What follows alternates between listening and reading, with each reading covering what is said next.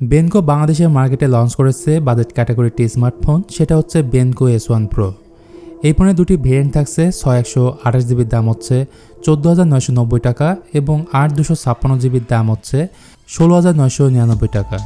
এখন কথা হলো এই দামে ফোনটি কেমন হবে, এটা নিয়ে মূলত কথা হবে আজকের ভিডিওতে। তো বেশি কথা না বলে চলুন মূল ভিডিওতে ঝাঁপিয়ে পড়ি। দাম কম হলেও এর পেছনে ব্যবহার করা হয়েছে গ্লাস বডি, তবে সাইড ফ্রেমটি প্লাস্টিকের। অন্যান্য ফোনের মতো এই ফোনের ডান দিকে থাকছে ভলিউম রকার ও পাওয়ার বাটন, বাম দিকে সিম কার্ড ট্রে এবং নিচের দিকে থাকছে 3.5 millimetre audio jack, USB Type-C port ও স্পিকার গ্রিল। তবে যে বিষয়টি আমি মিস করেছি সেটি হলো এতে দেওয়া হয়নি সেকেন্ডারি নয়েজ ক্যান্সেলিং মাইক এবং ডুয়েল স্টোরেজ স্পিকার। ফোনটির কালার ব্যান্ড থাকছে 3টি, হোয়াইট, ব্লু এবং ব্ল্যাক। এর ওজন প্রায় 204 গ্রামের মতো। ওভারঅল ডিজাইনের দিক থেকে ফোনটি আশা করি সবার কাছে ভালো লাগবে। এবার যদি আসি এর ডিসপ্লে সেকশনে, তাহলে এখানে বেশ বড় সাইজের একটি ডিসপ্লে পাবেন। 6.8 ইঞ্চির ফুল HD+ IPS LCD প্যানেল। খারাপ লাগছে এই বাজেটে দেওয়া হয়নি হায়ার রিফ্রেশ রেট, মানে নর্মাল 60 Hz রিফ্রেশ রেট এখানে পাচ্ছেন। সেই সাথে স্ক্রিন টু বডি রেশিও হচ্ছে 91.4% এবং অ্যাসপেক্ট রেশিও থাকছে 20:9।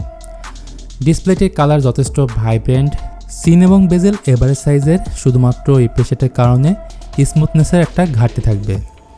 তো ডিসপ্লেতে সন্তুষ্ট না থাকলেও ক্যামেরাতে কিছুটা হলেও সন্তুষ্ট থাকবেন, কারণ রিয়ারে রয়েছে 3টি ক্যামেরা, মেইন ক্যামেরা 64 মেগাপিক্সেল এবং এর সাথে থাকছে আরও 2টি ফালতু সেন্সর যেটা কোনো কাজেরই না।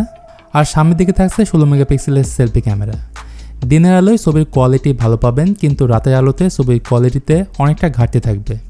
এছাড়া ভিডিওগ্রাফি নিয়ে বললে রিয়ার ক্যামেরা দিয়ে 1080p 30 fps ভিডিও শ্যুট করতে পারবেন, যেখানে স্টেবিলাইজেশন থাকছে না।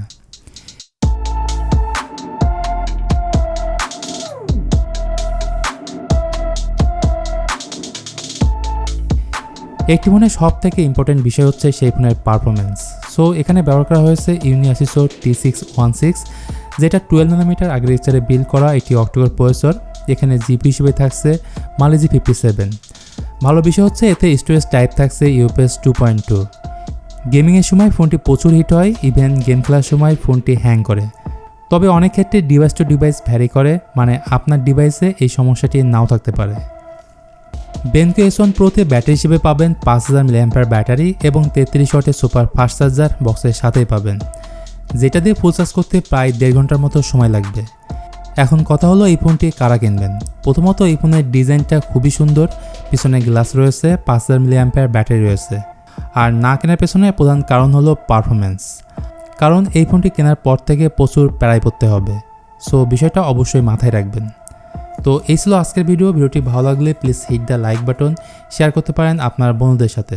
আজকের মতো আমি মিথুন এখানে বিদায় নিচ্ছি, দেখা হবে পরবর্তী ভিডিওতে।